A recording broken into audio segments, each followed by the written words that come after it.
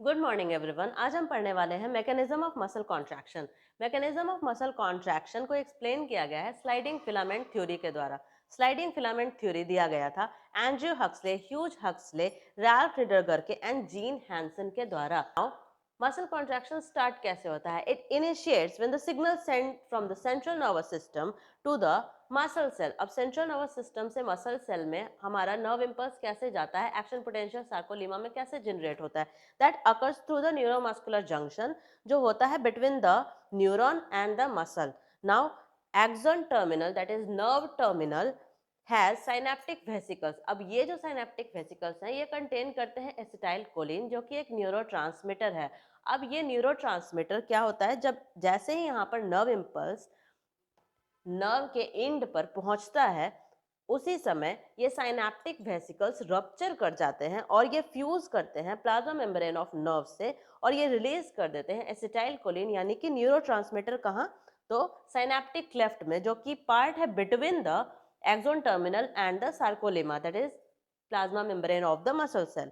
अब यहाँ पर एसिटाइल कोलिन जैसे ही रिलीज होता है तो ये रिसीव होता है from the receptor of the muscle cell और the sarcolemma, and then the action potential is generated in the sarcolemma, that is the plasma membrane of the muscle cell।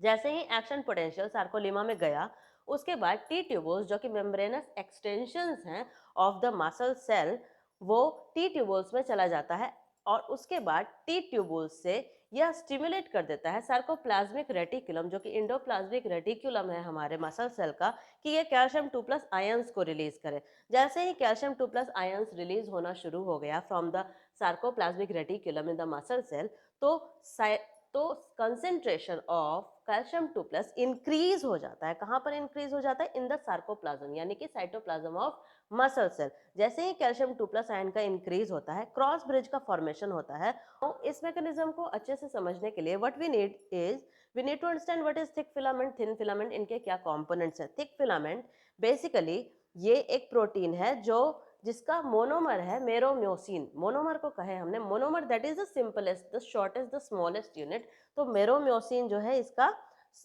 Monomer है। Now मेरोम्योसिन को two part में divide किया गया है, heavy meromyosin and light meromyosin. Now light meromyosin body part है और heavy मेरोम्योसिन head part है, जो टैडपोल शेप का होता है और जिसके पास दो बाइंडिंग साइट होते हैं, एक active ATPase binding site and the second one is for the actin filament. Now comes the thin filament. Thin filament में एक ग्लोब्यूलर एक्टिन होता है, जो कि ग्लोब्यूलर प्रोटीन होता है, जो यहाँ हम देख सकते हैं। ये ग्लोब्यूलर प्रोटीन फिलामेंटस प्रोटीन बनाता है, दैट इज एफ एक्टिन बनाता है। Second one is troponin tropomyosin complex. ये जो ट्रोपोनिन ट्रोपोमायोसिन कॉम्प्लेक्स है, इसमें ट्रोपोनिन ट्रोपोमायोसिन एक फाइबरस प्रोटीन है जो रन करता है along the F actin. And troponin 3 सब यूनिट से बना होता है, TPI, TPT and TPC. TPC bind करता है कैल्शियम से, टीपीटी बाइंड करता है ट्रोपोमायोसिन से, एंड टीपीआई जो होता है इनहिबिटरी एक्शन होता है इसका, कि ये एक्टिन और मायोसिन के इंटरैक्शन को इनहिबिट करता है। Now it is thick and the thin filament. What happens during the contraction is, this is the heavy myosin, or we can say it is myosin filament, and this is actin filament. This is myosin and thick filament, this is thin filament. Now thick filament, इसके head पर क्या था? Active ATPase enzyme. Now यहाँ पर ATP का hydrolysis होने से जो एनर्जी रिलीज होता है उसको यूटिलाइज करके हमारा जो हेड ऑफ द मेरोम्योसिन है या फिर मायोसिन है, वो बाइंड कर जाता है टू द एक्टिन फिलामेंट और ये बनाता है क्रॉस ब्रिज का फॉर्मेशन हो जाता है। क्रॉस ब्रिज का जैसे ही फॉर्मेशन हुआ, तो क्रॉस ब्रिज का फॉर्मेशन होने से जेड लाइन पुल करता है इनवर्ड और सार्कोमियर का साइज घटता है, जिससे मसल कॉन्ट्रैक्शन होता है, दैट इज एम लाइन के टूवर्ड्स मूवमेंट होता है जेड लाइन का। यहाँ पर ए बैंड रिटेन करता है अपना लेंथ, आई बैंड शॉर्टन कर जाता है, एच जोन शॉर्टन हो जाता है। मसल कॉन्ट्रैक्शन के केस में क्रॉस ब्रिज का फॉर्मेशन होता है। क्रॉस ब्रिज का फॉर्मेशन, अब क्रॉस ब्रिज का ब्रेकेज होगा। ये कैसे होगा?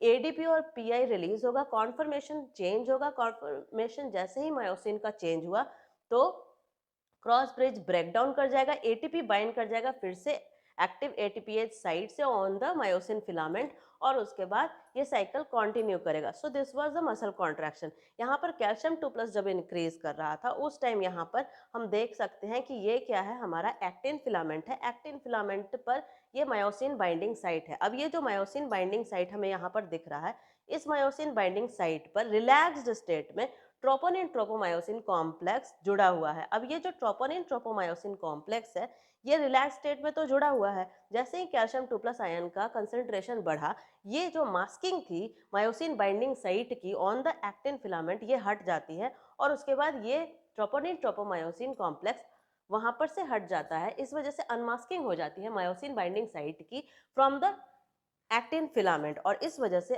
इस अनमास्किंग के वजह से ये जो मायोसिन बाइंडिंग साइट है अब एक्सपोज्ड हो जाता है, जिससे बाइंड कर जाता है हमारा मायोसिन, और मायोसिन के बाइंड करते ही क्रॉस ब्रिज का फॉर्मेशन होता है।